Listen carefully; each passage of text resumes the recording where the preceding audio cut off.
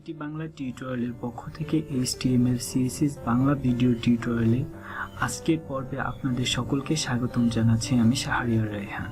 গত পর্বে আমরা দেখেছি HTML CSS কি এবং কেন একটি ওয়েবসাইটে HTML এবং CSS ব্যবহার করা হয়। তো আজকের পর্বে আমরা জানব HTML CSS এর ইতিহাস সম্পর্কে।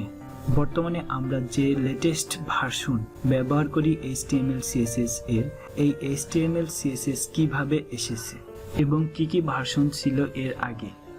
তো HTML এর ভার্সন বের করার জন্য আপনি যদি গুগলে যে লেখেন দি হিস্টোরি অফ HTML এর ইতিহাস সম্পর্কে অনেক তথ্য পেয়ে যাবেন।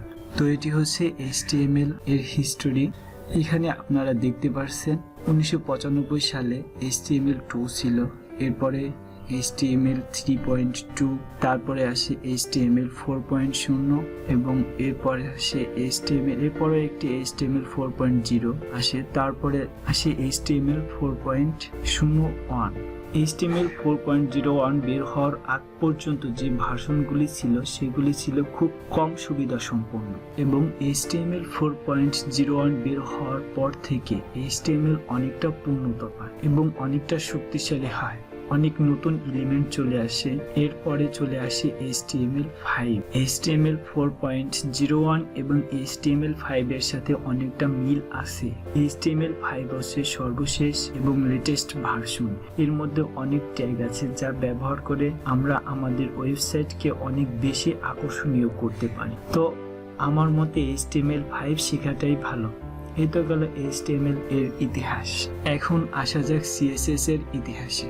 CSS ক্যাসকেডিং স্টাইল শিট, এটা হচ্ছে স্টাইল দেওয়ার জন্য।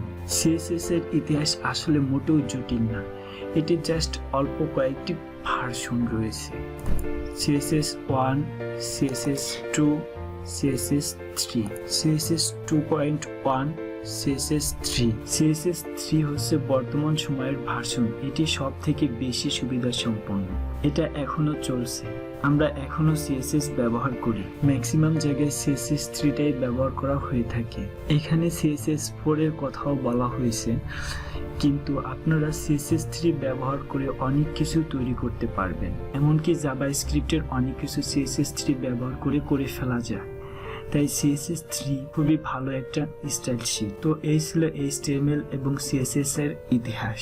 এটা খুবই বেসিক এবং আপনাদের অনেকের এটা জানার আগ্রহ থাকে যে এটা কিভাবে আসে এবং ভার্সনগুলোর মধ্যে ডিফারেন্সটা কি। তাই আপনাদের সাথে এই নিয়ে একটু আলোচনা করলাম। নেক্সটের পর্ব থেকে আমরা HTML CSS ধারাবাহিকভাবে শিখব। তো সেই পর্বের আমন্ত্রণ জানিয়ে আজকের পর্ব এখানেই বিদায় নিচ্ছি।